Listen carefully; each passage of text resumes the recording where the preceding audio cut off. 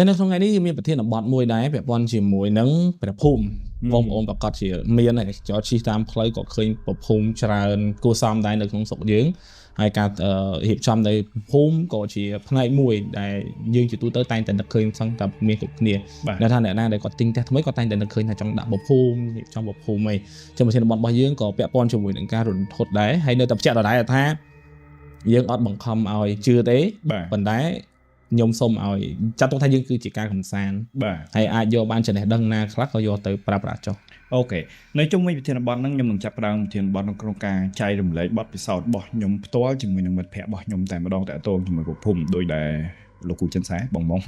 បានមានប្រសាសន៍អញ្ចឹងថាអ្នកណាក៏មានប្រភពដែរផ្ទះមួយណាក៏មានប្រភពស្ទើរតែមានទាំងអស់គ្នាទៅហើយខ្ញុំថា 70% នៃផ្ទះនៃប្រទេសរបស់យើងគឺមានប្រភពហើយវាជាជំនឿរបស់តាំងពីបរមតាឬទេវតាថែរក្សាផ្ទះជាជំនឿរបស់ចាស់ៗដែលយើងត្រូវតែមានអ្នកមើលផ្ទះយើងនៅពីក្រៅហើយថែមទាំងជំនាញផ្ទះអ្នកមើលខាងក្នុងទៀតត្រូវទេដោយឡែកខ្ញុំអ្វីដែលខ្ញុំសង្កេតថាព្រះភូមិអ្នកដែលប្រតិបត្តិច្រើនជាងគេយើងអាចជាម្ចាស់ផ្ទះភាគច្រើនអាចផ្លិចសែនផ្លិចអីចឹងទៅប៉ុន្តែអ្នកដែលប្រតិបត្តិជាងគេគឺជាអ្នករស់ស៊ីអ្នករស់ស៊ីគឺមិនសូវរំលងតែទៅមួយភូមិនៃការសែនព្រេននេះដើម្បីធ្វើយ៉ាងណាឲ្យរបបរបស់គាត់ដើរទៅមុខមិត្តភ័ក្តិរបស់ខ្ញុំគឺជាអ្នករស់ស៊ីអ្វីដែលគាត់ជារបបរបស់គាត់ហ្នឹងគឺគាត់សង់ផ្ទះរបៀបឲ្យកម្មករនៅហ្នឹងហើយធូរថ្លៃចឹងច្រើនបន្ទប់ច្រើនជាន់ចឹងទៅបាទអញ្ចឹងក្នុងករណីហ្នឹងគាត់មានប្រភពដូចគ្នានៅជុំវិញបរិវេណហ្នឹងក៏មានការប្រកួតប្រជែងដែរបាទអ្នកមានធនធានមានទ្រព្យសម្បត្តិក៏គាត់បានសង់ផ្ទះជួលឲ្យទៅខាងកម្មករដូចគ្នាដែរអញ្ចឹងវាមានការប្រកួតប្រជែងក្នុងការលេងតម្លៃក្នុងការមានស្អីគេខ្លះគ្រប់ពុកនៅក្នុងបន្ទប់ហ្នឹងអញ្ចឹងខ្ញុំជឿថាបងប្អូនដែលជាទស្សនិកជនច្បាស់ជាយល់ច្បាស់មែនទែនអញ្ចឹងករណីហ្នឹងបានកើតឡើងបែបនេះធម្មតាផ្ទះជួលយើងតែងតែមានឬក៏បន្ទប់ជួលយើងតែងតែមានកាមេរ៉ាយើងមានតែអីចឹងកាមេរ៉ាសុវត្ថិភាពដើម្បីចាប់ខៃលុំមានហេតុណាមួយដែលបកអញ្ចឹងទៅយើងមានផ្ោះតាងដើម្បីដោះស្រាយជាមួយនឹងអាជ្ញាធរដែនដីអញ្ចឹងដូចគ្នាក្នុងករណីហ្នឹងមានថ្ងៃមួយនៅជុំវិញហ្នឹងមានមនុស្សគាត់អត់សូវគ្រប់ស្តេចណាយើងពាក្យហ្នឹងតែគួរតែយល់ដែរអត់សូវគ្រប់ស្តេចអញ្ចឹងទៅគាត់ដើរតាមផ្លូវអញ្ចឹងទៅស្របពេលដែលមានសន្តិសុខមើលផ្ទះនឹងដូចគ្នាពេលដែលសន្តិសុខគាត់អត់បាននៅឈរមកកំឡុងពេលខ្លីមួយហ្នឹងមកកំឡុងពេលខ្លីមួយហ្នឹងស្រាប់តែមនុស្សដែលអត់គ្រប់សតិនេះទៅលួចយកតុក្កតាអញ្ចឹងខ្ញុំឲ្យបងប្អូនទាំងអស់គ្នាសម័យឃើញប្រភូមិក្បាច់ខ្មែរហើយមាន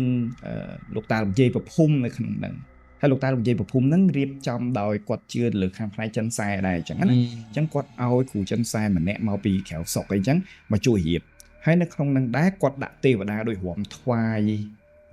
ប្រភូមិហ្នឹងតោះខ្ញុំនិយាយរំថ្វាយប្រភូមិហ្នឹងអញ្ចឹងអ្នកដែលអត់គ្រប់ស្ទាក់មួយហ្នឹងគាត់បានយកតុក្កតាហ្នឹងទៅបានមកបន្តិចយកមកវិញតុក្កតាហ្នឹងដួលអញ្ចឹងនៅក្នុងការជំនឿរបស់មិត្តភ័ក្តិខ្ញុំក៏ផ្ដាំផ្ញើទៅលើអ្នកសន្តិសុខមើលដែរថាអាសាមើលផងណាកន្លែងហ្នឹងកន្លែងសំខាន់អញ្ចឹងអាសា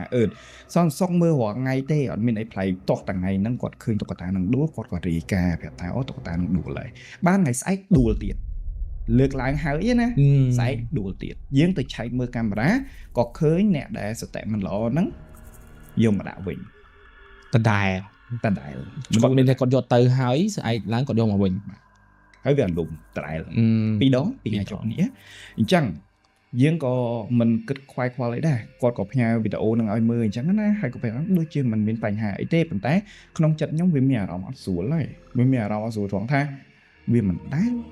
តនេមមកលេងជាមួយនឹងខាងផ្នែកប្រភូមិរៀនទេវតាអញ្ចឹង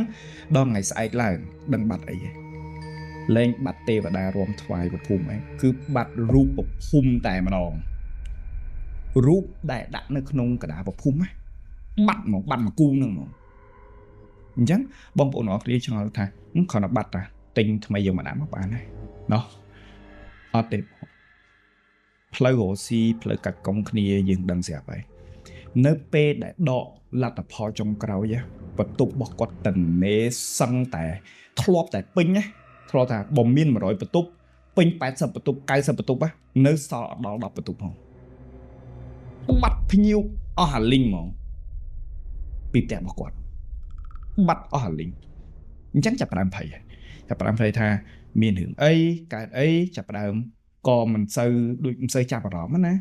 រៀបចំអីចឹងរៀបចំទៅទិញរូបសំណាកថ្មីក៏មិនសួរខ្ញុំថាតើយើងគួរទិញនៅណាអីនៅណាអញ្ចឹងទៅខ្ញុំក៏ប្រាប់ថាអត់ទេវាត្រូវមានច្បាប់4អញ្ចឹងឲ្យលើកទឹកចិត្តឲ្យគាត់ទៅមើលគ្រូមើលអីចឹងទៅមើលសុំមកសួរច្បាស់អីឡើងមុននឹងយើងធ្វើអីឲ្យច្បាស់លាស់អញ្ចឹងនៅពេលដែលមើលដឹងឃើញអីគឺ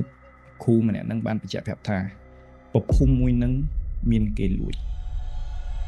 អ្នកដែលលួចគឺជាដៃគូប្រកួតប្រជែងនៅចិត្តនឹងឯងអញ្ចឹងអារម្មណ៍របស់គាត់បានដឹងថាតើមានអីកើតឡើង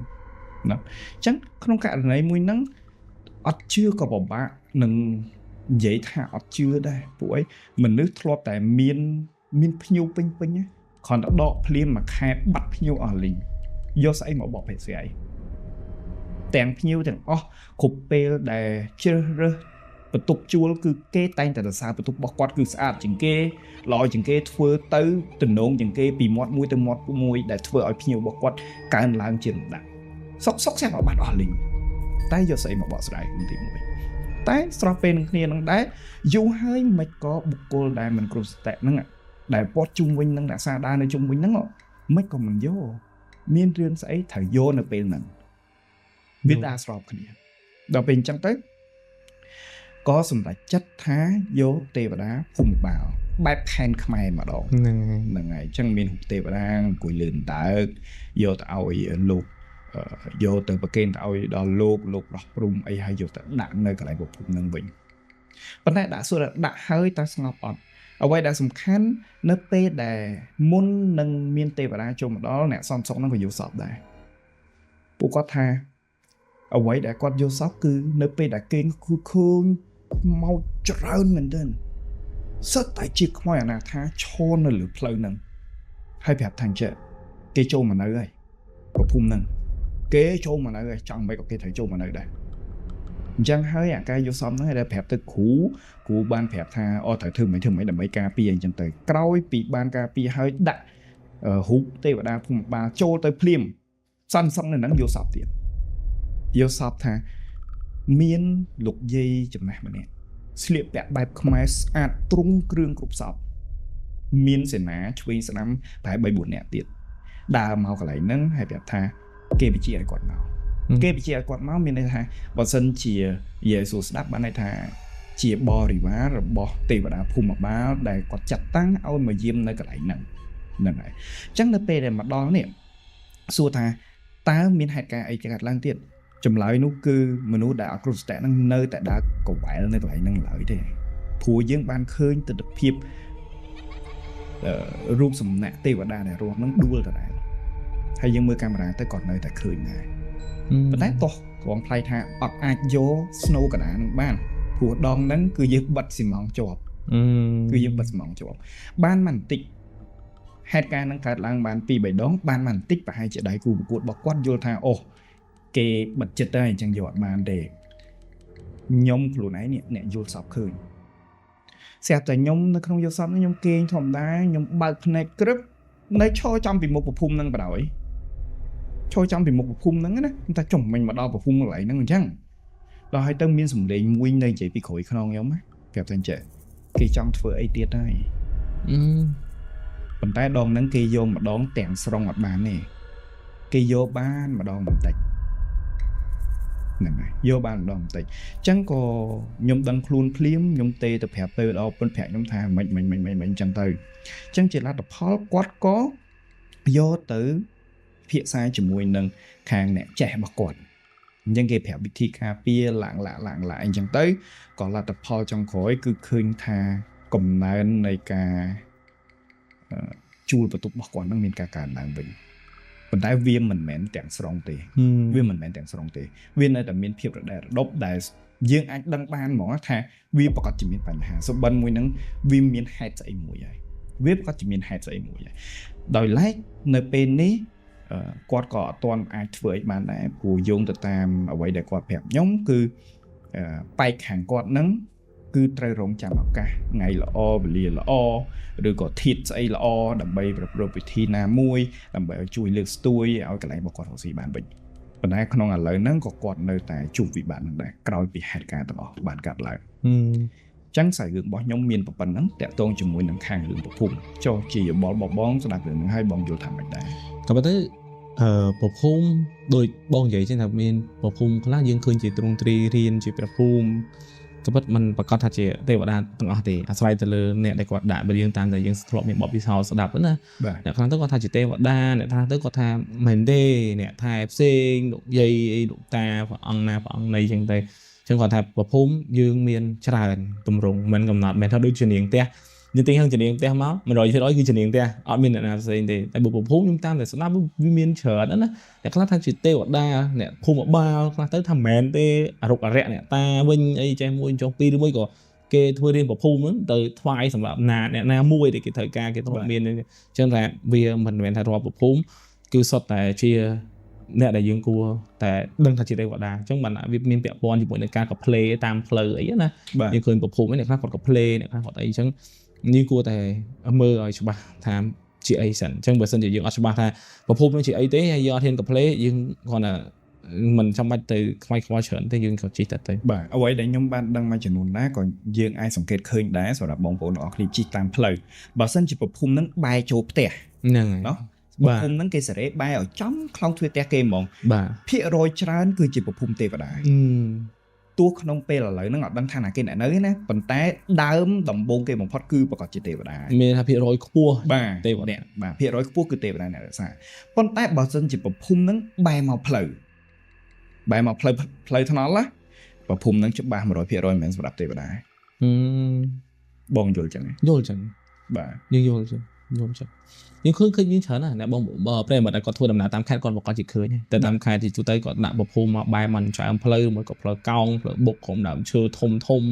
យើងសុទ្ធតែមើលទៅពេលខ្លះយើងមានអារម្មណ៍ថាយើងពឺសបល់យើងទទួលអារម្មណ៍ជាក់ស្ដែងខ្ញុំធ្លាប់មានមួយដែរតែពិតខ្ញុំនេះវាចូលទៅរឿងរន្ធត់ហើយខ្ញុំរំចាំស្ដាប់វាជារន្ធត់ពាក់ព័ន្ធនឹងប្រភពខ្ញុំមានច្រើនណាស់គាត់ថាប្រភពហៀបខុសឬមួយក៏ហៀបអីខ្ញុំគាត់ថាខ្ញុំគាត់ថាធ្វើដូចថាបងស្ងាត់ភ្ញៀវ like that ហើយឧទាហរណ៍ថាមានអ្នកដែលក្នុងសមាជិកគ្រួសារឈឺអីចឹងទេប៉ុន្តែខ្ញុំមានរឿងមួយហ្នឹងកាលហ្នឹងគឺពាក់ព័ន្ធនឹងប្រភពហើយកាលហ្នឹងខ្ញុំទៅមើលផ្ទះគេយើងគាត់នៅភ្នំពេញទេប៉ុន្តែគាត់តាក់ទងមួយយើងថានៅខេត្តអីចឹងទៅនៅផ្លូវជាតិលេខម៉ាននៅអីចូលពីផ្លូវជាតិអីប្រហែលគីឡូចឹងទៅអញ្ចឹងដោយសារតែយើងចង់ដឹងថាជាផ្ទះបែបម៉េចជាទូទៅគាត់តែងតែថតផ្ទះគាត់ឲ្យយើងមើលបើមិនចឹងទេយើងចូលទៅក្នុង Google ហើយយើងview មើលគេថតដោយ Google Map យើងហ្នឹងយើងក៏ឃើញផ្ទះហ្នឹងថាconfirm គ្នាយើងមិនបញ្ជាក់គ្នាថាផ្ទះហ្នឹងហើយដែលយើងត្រូវទៅអញ្ចឹងពេលដែលយើងចេញពីថ្ងៃដែលដល់ថ្ងៃណាត់ហ្នឹងយើងជាមួយនឹងអតិថិជនយើងហ្នឹងអ្នកដែលគាត់ហៅយើងពឹងយើងទៅជួយមើលហ្នឹងគាត់ចេញពីភ្នំពេញទៅរៀងខ្លួនចាំមានថាអ្នកណាទៅមុនក្រោយវាមានហើយអ្នកទៅដល់មុនអ្នកទៅដល់ក្រោយអញ្ចឹង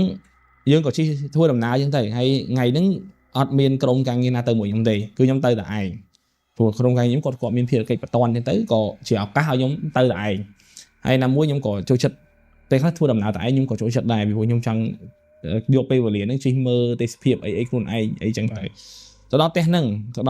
ពប់ខ្ញុំទាញទូរស័ព្ទមកមើលយើងប្រកាសជា 100% ថាស្គាល់ថាផ្ទះហ្នឹងទៅជាផ្ទះដែលយើងត្រូវមកមើលហើយបាទហើយយើងក៏អែបឡានចូលទៅគៀនដើម្បីយើងឈប់យើងតាក់ទងទៅម្ចាស់ផ្ទះឬមួយក៏តាក់ទងឲ្យថាយើងដល់ទៅហើយតែដល់ពេលដែលយើងយកអែបឡានយើងមកកង់យើងមកជាងមិនធ្លាក់អាឡៃផ្លូវចំណីផ្លូវក្រហមហើយកង់យើងមកជាងទៀតវាមិននៅលើកោះកស៊ូណាជាទូទៅយើងឈប់ផ្លូវខេត្តគឺតែប៉ុណ្្នឹងឯងបាទយើងក៏រៀបទាំងចុចខលស្រែកទ្វារផ្ទះហ្នឹងគាត់បើកទ្វារផ្ទះហ្នឹងគាត់បើកអញ្ចឹងគាត់បើកយើងមិនមែនថាអូមកហើយជាអ្នកនៅនោះគេមានកាមេរ៉ាឬមួយក៏អ៊ំហ្នឹងគាត់នៅផ្ទះហ្នឹងគាត់ឃើញគាត់បើកទ្វារហើយប្រហែលជាគេប្រាប់គ្នាដែរព្រោះផ្ទះហ្នឹងជាផ្ទះចាស់ទេប៉ុន្តែបើយើងនិយាយពីសម័យមុនផ្ទះហ្នឹងក៏ចាស់ហើយជាផ្ទះអ្នកមានក្នុងភូមិដែរថ្មហើយដូចសម័យបារាំងតិចអីបន្តិចតែជាផ្ទះបុរាណហើយតែជាផ្ទះបុរាណបើសម័យមុនដឹងតែជាអ្នកមានក្នុងភូមិតែម្ដងអញ្ចឹងយើងក៏គាត់ឃើញគាត់បើកទ្វារមកគាត់ចាក់ទៅលើសោច្រវាក់អីហើយគាត់បើកទ្វារហើយគាត់ចេញមកទៀតគាត់ឈរមកគាត់ខ្មៅអ៊ំចឹងណាហើយប្រហែលជា40ជាងអត់គាត់ស្គមទេហុំកម្មាក៏ហមអត់មានពាក់អាវទៅវិញលើគាត់ប្រុសណាតាមជនបទគាត់ក៏លោកគ្រូគាត់បកដៃចឹងហើយខ្ញុំក៏បកឡានចូលដល់ក្នុង đầy nắng có thả lúc hú cho thay hiện trời tính tới của đầy nó được chuyện đầy lồ chứ hay thuyền được hàng đấy tè kia là điện chân trồ mất hiện chẳng ngại hay nơi một nó cứ miền xuân đạm chơi chẳng tới miền cái lạnh coi chẳng tới chẳng nhung có trồ làm mà đó nóng con có tiền thuyền nó từ bớt tay việc ắt cập chặt tê việc hoàn tất bớt và hai sao vấn đề sao việc ắt cập chặt đấy nè có đa mà vậy mùi dương thom mà đa là lúc hú ấy chơi mùi màu ấy chơi màu mưa tè mưa ấy mén nhưng còn than nâng ai mà mơ te chẳng ôm một ấy dương vậy mùi cọt tàn tát cứ có chi em đây chẳng ai bị dưỡng còn ở nơi các bài dưỡng tay chỉ tu tới bây giờ chỉ hưởng thom mà đai phụ bị cái lá nhung chân sai bị cái lá dương cho tới cọt tay đây của dương cọt hiền ấy chật dư cọt hiền sân xa mùi dương rồi mới còn nhẹ trăm te chẳng cọt hiền này nè đo ca của cọt hiền này chẳng còn bài nhà hàng cọt có ao dương từng quê nơi khổm đàm xoài muối lấy mình làm xoay được những lịch thật đàm mấy tay đang chỉ làm chứ hay cái này nó cái do cô đôn á cái cặp cô đôn thôi đôi cái ấy nè ngày chẳng còn dừng coi này nó thấy cái miên tộc mùi này nặng đại tộc chơi chả mùi còn lực tận tai oi tiệt mà sao tu khỏi ông xảy pi nè con tranh bị không tè pi nè mùi gì chẳng nào tới scom đừng pi nè còn tranh mắt còn xua dương thang chuẩn bị xua mà chui mưa te mén thằng mà chui mưa te mà ai chạy chẳng có thao mau từng phật món ai chạy bấy buồn như thế hay có xua dương tham mạch đai mà đo te nâng mẹ rồi mạch đai còn gì liên thom mà đa mùi dương đôi tha cầm đỏ dương cầm oi ốc sóc pe mà cha kia toàn màu chẳng nè này ngày thấy nhông từ 4 nhông cắt thả ông pi nè nó có điện bẹ xong điện bẹ có sạch bạn trường ông phổ cho nhông cắt ta bài chỉ mà cha te số pe nó chập đau sập là mà nâng than là ná thì mà cha nó pe để dương xua còn ôm mà cha te mến thì sao mới nó nhông cắt thả với ai passport đó có mày có xong chứ mà cha te mến mà dương xua thì sàn này cho một con chim cha te mến còn mình miên ca và càiประกันchẳng có thiên số tây dương vậy khi lên phòng mà đà hay có thắng chậm tích ông cho từ không tích chẳng có miên ấy do thay do dương mơ ấy chẳng đầy dương có ai có tẩy có chậm đam tư mà đó mà nè có chỗ mỗi ông nó có thay tổ ấy muội ấy ông phó nó có tới khỏi bật đằng ruồi chẳng soi dương mà này ai có biết lan mũi bọt trổ còn dương mượn khơi thằng lan nó chỉ lan ấy đi bởi sao tại dương cối thuyên chắc dương coi từ nè chắc thuyên nó nè coi khá nó bản mơ khơi tam bảo lọt thuyên tại dương coi chắc cứ dương mượt khơi đấy đừng tầm biên lan bọt để sao tại một nó chỉ khổ họ đây khổ chắc bị bọt nó biên lư nhưng càng này hay còn bật bài phim mất có thể trẻ phùm nó dập men sao mau lưng nó có trao cặp tịnh đây hay thầm lấy nó cứ nhom lư nơi bên này nhom coi không te nắng tại ảnh hay còn giấy nó khang khẻ nhom lư sức tiện nó bị khang khẻ là bọn của mình này đây là con xé chứ có thay thôi nhá mau nè nó cặp sao trâu là hốt đấng vì miệng ấy lui và vì trâu là hốt sao mau lượng nó có đạch đây ấy con có trâu con đấng này con có hồn phim lúc hú trâu bắt đây chúng ta ba nhầm trâu có lúc hú trâu thằng này phía là bảo lúc hú trâu luôn anh miên ôm còn vào tự tua nhầm như thế đó thì mình nhận lại lúc hú chẳng bọn còn tên họ mới nhận lời thì nhưng phải có thêm chẳng ngày nó nhọ ban mưa oi tí nhưng phải có chân mọi người sao tại vì chỉ hướng một bận chắc người ta cũng khăn phân a cả đội số hay lượt tận ở dương tiền tận nó nên nặng ông nó có khơi pen tận nó nặng này vô là phừ trong sọ ok nhưng hai cọt nhưng phải có ông này chui mồn lộ sột mồn mùi xong hồn sột môn tôi với nhóm mạo đài cho ngay sột môn nó cứ ngay để nhóm mà chạy theo hoài mình không tiền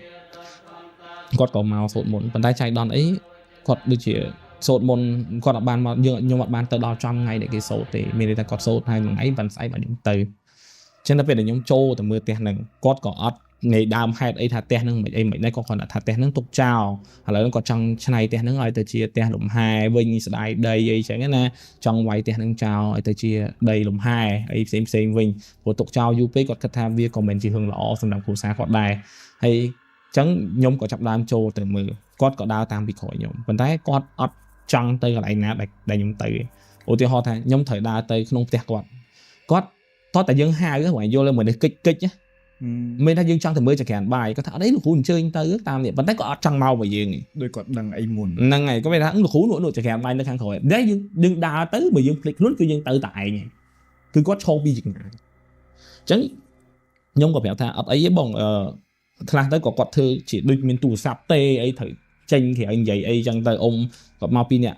បងប្រុសអ៊ំស្រីហ្នឹងអ៊ំប្រុសទៅទេអ៊ំស្រីគឺទៅអីបោះទីអីបោះទៅនិយាយទៅគឺព្យាយាមកិច្ចឲ្យមានភារកិច្ចរៀងខ្លួនយល់លក្ខណៈថាលោកគ្រូឯងមកលោកគ្រូឯងឆែកទៅចង់ឆែកចង់ទៅណាទៅលក្ខណៈអញ្ចឹងដល់អញ្ចឹងហើយខ្ញុំក៏ដល់ចក្រានបាយអីធម្មតាអស់ខ្ញុំថាបើផ្ទះនឹងមានអីដែលអ្នកថែមែនឥឡូវនេះគេចង់ជួសជុលតើអាចឲ្យគេជួសជុលបានអត់ខ្ញុំក៏អត់បានទទួលអារម្មណ៍អីទាំងអស់នៅពេលដែលខ្ញុំឡើងទៅដល់ផ្ទះហ្នឹងស្រីខ្ញុំឃើញស្បែកជើង2គូស្បែកជើងផ្ទាត់2គូស្បែកជើងផ្ទាត់បែរនេះឃើញស្បែកជើងផ្ទាត់នៅស្រុកស្រែគេកាត់ចំណាំស្បែកជើងផ្ទាត់ស្បែកជើងខ្ញុំដូចនៅអូតែលណាបាទហ្នឹងអញ្ចឹងខ្ញុំចាប់ដល់អូស្បែកជើងនេះគេមានចំណាំអញ្ចឹងយើងឃើញវានៅជាន់ទី1ហ្នឹងឯងអញ្ចឹងពេលជាន់ទី1ហ្នឹងគូគាត់អត់ឡើងទៅជាមួយទេដល់ពេលហើយខ្ញុំក៏ថាផ្ទះនេះដូចជាអត់មានអីមើលទេដោយសារអីអត់មានមនុស្សនៅអញ្ចឹងមានតែមួយម៉ាត់ទេវាយឬមួយក៏អត់វាយខ្ញុំក៏ចង់មកវិញស្រីឃើញស្បែកជើងមក2គូហ្នឹងនៅជាន់ទី1ជាន់ផ្ទាល់ដីដែលខ្ញុំចង់ទាំងទឹកជាន់ហ្នឹងពីខ្ញុំចូលទៅដំបូងគឺអត់មានឃើញស្បែកជើងហ្នឹងខ្ញុំឡើងទៅវិញគឺស្បែកជើងហ្នឹងក៏បាត់ដែរស្បែកជើងដដែលស្បែកជើងតែហើយពេលដែលខ្ញុំចុះមកយើងមិនឃើញស្បែកជើងហ្នឹងមកចណ្ដើហ្នឹងយើងអត់តន់ដល់ជាន់ផ្ទាល់ដីទេយើងគ្រាន់តែចុះមកភ្លាមយើងឃើញស្បែកជើងនៅហ្នឹងខ្ញុំគ្រាន់តែឃើញស្បែកជើងខ្ញុំដឹងថាស្បែកជើងនៅលើមិញអញ្ចឹងខ្ញុំបកឡើងទៅលើមើលវិញគឺអត់មានស្បែកជើងនៅលើហ្នឹងទេអ្នកណាអ្នកពាក់ចុះទាំងយើងទៅទាំងយើងអ្នកឯងទេហ្នឹងហើយទៅកូនគាត់ក៏មកកូនប្រុសគាត់មួយទៀតមកដល់ប្រពន្ធគាត់នេះថាចេះស្នាដែរប្រពន្ធគាត់នឹងចុះពីលោឡានមកគាត់ម៉ែឪគាត់ប្រាប់ថាប្រពន្ធណៃមកដែរមែនតែប្រពន្ធណៃអត់ថឹងមួយផ្ទះហ្នឹងណាប្រពន្ធនោះស្អីគាត់ដើរមកប្រាប់ខ្ញុំគាត់ថាលោកគ្រូឯងចង់វាយផ្ទះហ្នឹងចោលមែន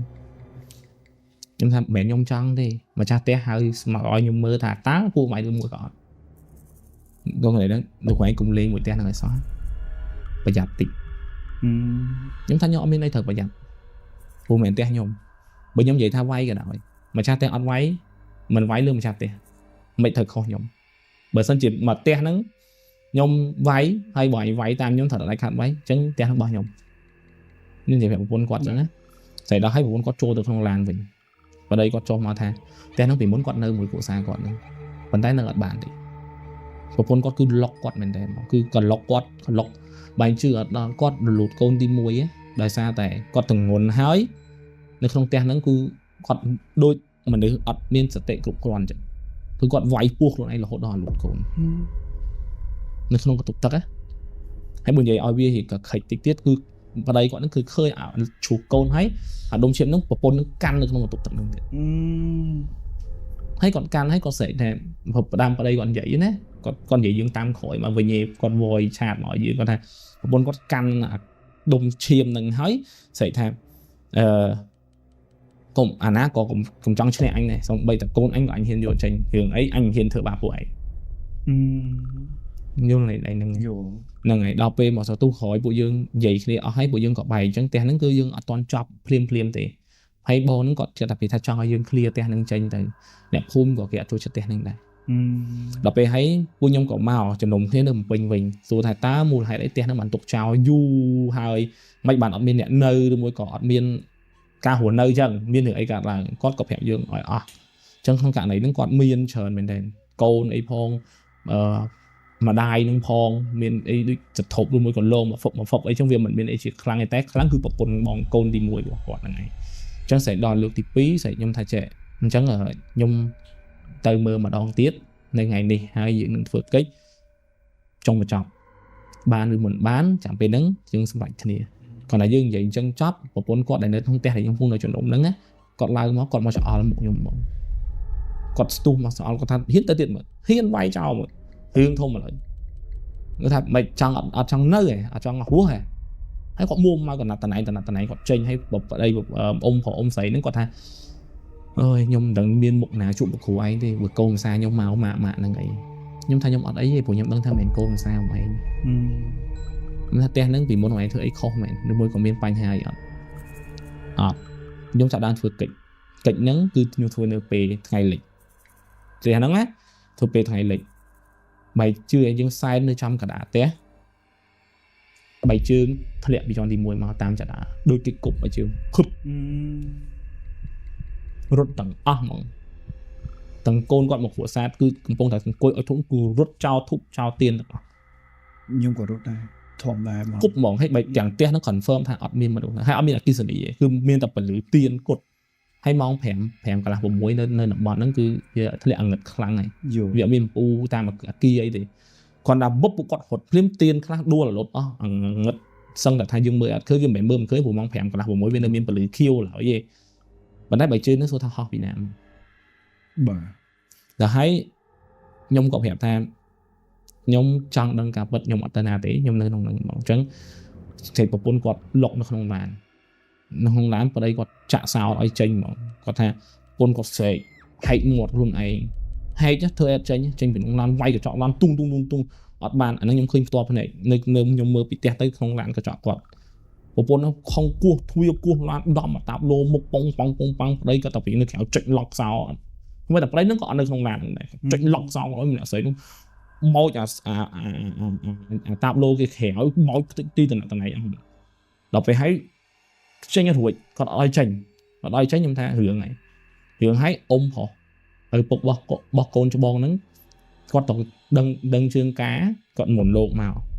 លោកហ្នឹងដូចថាគាត់អ្នកមាននៅហ្នឹងអញ្ចឹងលោកនៅក្បែរហ្នឹងម្លងតាមហែជាកន្លះគីឡូអីមានវត្តមួយឯងលោកហ្នឹងក៏គាត់មុនមកទាំងយប់លោកថានៅពេញហើយមិនបានមកនឹងវិញគេថាផ្ទះហ្នឹងគេមិនឲ្យនៅទេហើយបានមកអញ្ចឹងបានខ្ញុំក៏ទៅស្វែងគុំគាត់ថាយើងជាចិនសែអញ្ចឹងមួយចុះពីរគាត់ថាបើចិនសែដឹងហើយថាផ្ទះហ្នឹងវាមិនហេតុអីបានឲ្យមកមើលខ្ញុំថាចេះមិនមែនទេម្ចាស់ផ្ទះគាត់ចង់ឲ្យខ្ញុំមកមើលហើយក៏មានបញ្ហាអញ្ចឹងកើតឡើងក៏ប៉ិតយើងអាចមានដំណោះស្រាយទេប៉ុន្តែគាត់ថាអ្នកស្រីហ្នឹងគាត់កាចពេកគាត់ថារឿងអីមិនកាចលោកប្រសងគាត់មានពុទ្ធដីកាសង្ឃដីកាអញ្ចឹងគាត់ថារឿងអីមិនកាចទេណាកាចជាងនឹងទៀតបើប្រឡែងមើលសម្រាប់មនុស្សក្នុងភូមិឆ្កែអីអាក៏អត់មានឲ្យដឹងខ្លួនទេហើយបានអ្នកនៅនឹងប្រាប់ថាពីមុនណាផ្ទះហ្នឹងមានចំឆ្កែពេលគាត់ធ្វើទុកនោះគាត់ចាប់ឆ្កែកាច់អាក៏យកសាហាវគាត់កាប់ឆ្កែអាកឆ្កែងាច់ហ្នឹងហ្មងអញ្ចឹងរហូតដល់ថ្នាក់អានេះខ្ញុំនិយាយយើងបញ្ជាក់ដែរគាត់ក៏បានទៅពេទ្យប្រស័យប្រសាទដែរប៉ុន្តែពេទ្យប្រស័យប្រសាទថាគាត់មានរោគប្រស័យប្រសាទ 100% គឺពេទ្យដឹងថានិយាយថាមានអាការៈប្រស័យប្រសាទដែរព្រោះមនុស្សប្រកអដីមិនមែនទម្រង់បែបអញ្ចឹងទេកន្លែងហ្នឹងខ្ញុំសូមបញ្ជាក់តិចបងស្រីហ្នឹងគឺជាបងស្រីប្រពន្ធរបស់មែនទេគាត់នឹងប្រពន្ធរបស់កូនប្រុសច្បងរបស់អ៊ំស្រីពីរនាក់ហ្នឹងអូដែលថាគាត់មានជំងឺប្រស័យប្រសាទហ្នឹងគឺបងស្រីហ្នឹងណោះហ្នឹងហើយប្រពន្ធរបស់បងប្រុសអញ្ចឹងមានថាកូនប្រសារបស់អ៊ំកូនប្រសាទី1នៅក្នុងផ្ទះហ្នឹងហើយដល់ពេលឲ្យគាត់នៅក្នុងឡានគាត់ធ្វើឲ្យអត់រួចដូចហត់ដែរគាត់ចាប់ឡើងធ្វើបាបខ្លួនឯងគាត់ចាប់ហែកមាត់ខ្លួនឯងគាត់យកដៃពីរលូកចូលមកឲ្យគាត់ហែកមាត់ខ្លួនឯងទាញឡើងប្តីគាត់ថាអូងាប់ប្រពន្ធខ្ញុំបានលោកគាត់យកទឹកទីនេះមែនហ្នឹងឲ្យដូចជាទឹកសុទ្ធទេហើយគាត់បើកកំមុំហើយគាត់ជះលើឡានហ្នឹងម្នាក់នឹងស្ងប់ដេកក្នុងឡានហ្នឹងទៅ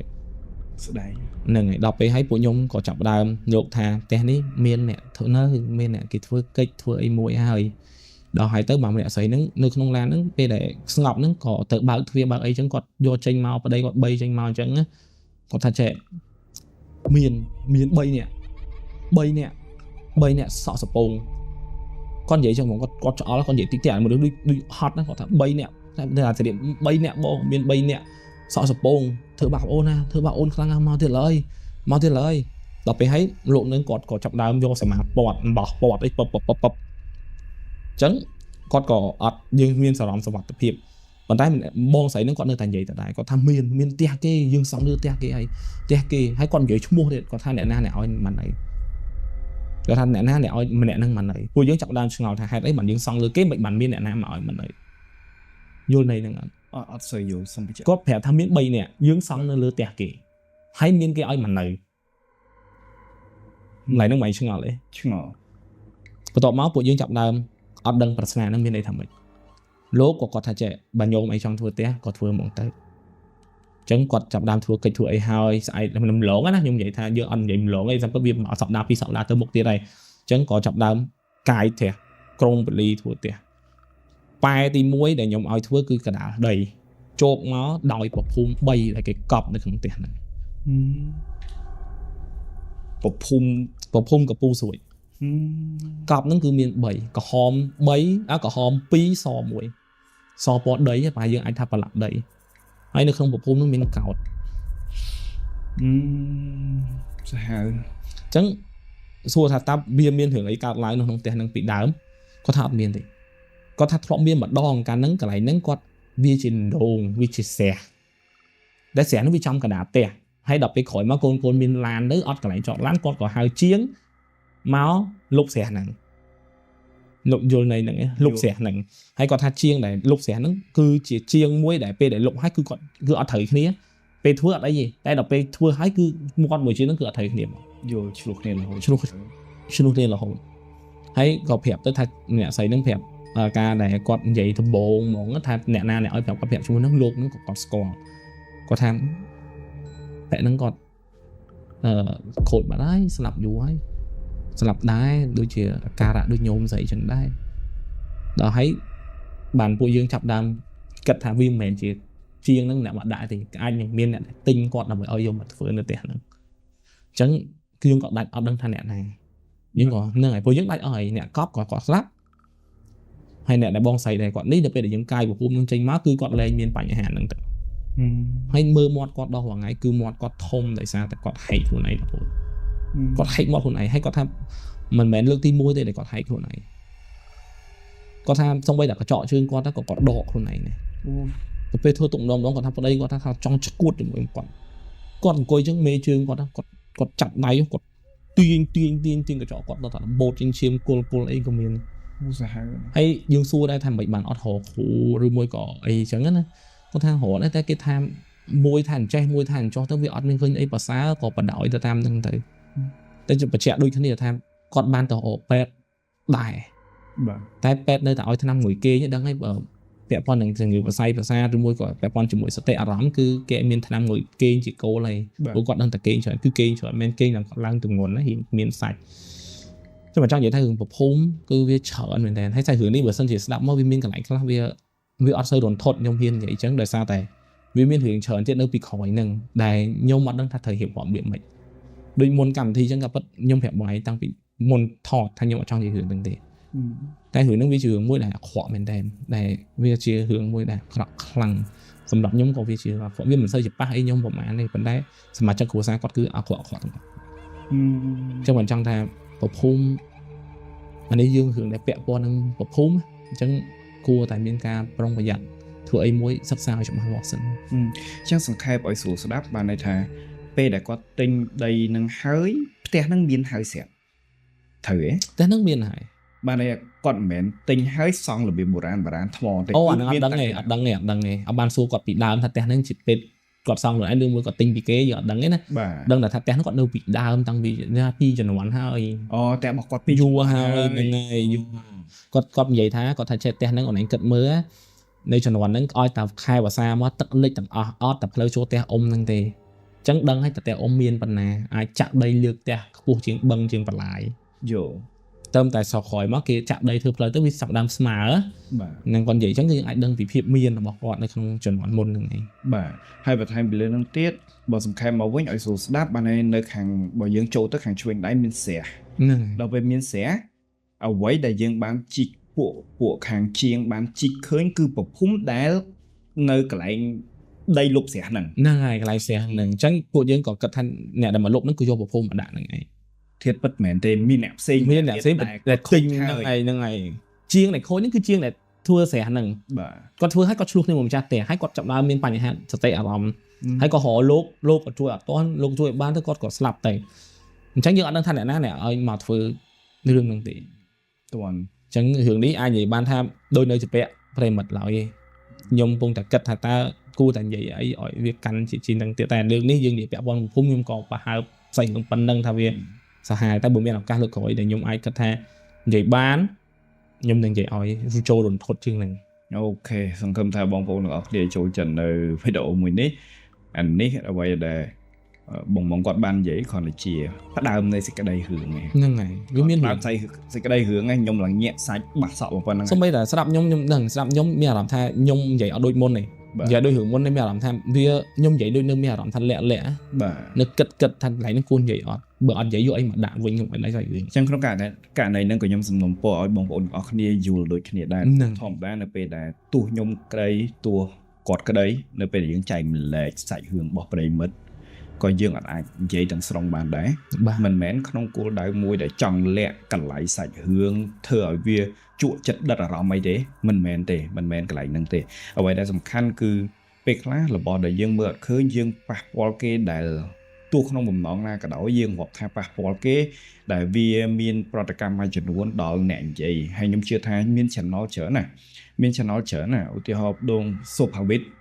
channel បង Superwit ក៏គាត់បាននិយាយដែរថាពេលដែលគាត់និយាយម្ដងអីអញ្ចឹងហ្នឹងហើយគឺតែងតែបោកប៉ះចំគ្រួគុំវិញបោកប៉ះចំគ្រួគុំប៉ះចំគ្រួខ្មោចប៉ះចំអីវិញគឺយប់ឡើងគឺដឹងមានការងារធ្វើហ្មងមានការងារធ្វើទោះគាត់មិនបញ្ចេញឈ្មោះមិនបញ្ចេញទីតាំងក៏ដោយគឺដឹងតែប៉ះគ្នាហ្មងអញ្ចឹងហើយខ្ញុំអាចយល់បានហេតុអ្វីបានបងមកគាត់ចែកម្លែកប៉ុណ្្នឹងហើយខ្ញុំសង្ឃឹមថាបងប្អូនទាំងអស់គ្នាធម្មតាអ្នកស្ដាប់ចង់បានអារំធុតអាពងតាំងអង្គុយស្ដាប់ឲ្យលោតចេញពីក្រែហ្មងណាយល់ច្បាស់ហ่ะក៏ប៉ុន្តែបើយើងអាចនិយាយបានថាអ្វីដែលខ្ញុំនិយាយមិញនេះវាក៏ជារសជាតិថ្មីមួយទៀតវាមិនរន្ធត់ទេប៉ុន្តែវាជារសភាពមួយដែលយើងស្ដាប់ហើយវាសោកសង្រេង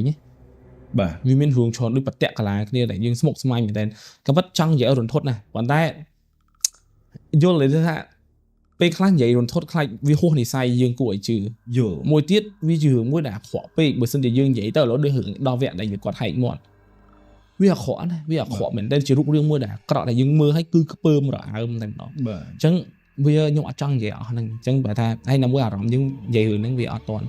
ហើយខ្ញុំអ្នកចិនផ្សាយខ្ញុំអ្នកដែលជឿរឿងហ្នឹងឯង 100% គឺខ្ញុំជឿតែខ្ញុំអត់បខំបងប្អូនជឿទេគ្រាន់តែខ្ញុំជួបផ្ទាល់អញ្ចឹងអារម្មណ៍ខ្ញុំគឺវារៀងឆុតបាទអញ្ចឹងបានន័យថាវាឲ្យសញ្ញាមួយដែលមិនសូវស្រួលហើយនៅពេលយើងលើករឿងរបស់គេមកនិយាយឥឡូវហ្នឹងក៏ចឹងហ្នឹងហើយអូខេសង្ឃឹមថាបងប្អូនយល់ហើយអរគុណមែនទែនសម្រាប់ការតាមដាននៅអេពីសូតមួយនេះហើយសង្ឃឹមថាបងប្អូនទាំងអស់គ្នាមានការ share ច្រើនយល់ពីអ្នកចែកសាច់រឿងដែលគាត់មានអារម្មណ៍របស់គាត់សង្ឃឹមថាបងប្អូនយល់ហើយនឹងបន្តគាំទ្រកម្មវិធីនេះដោយ like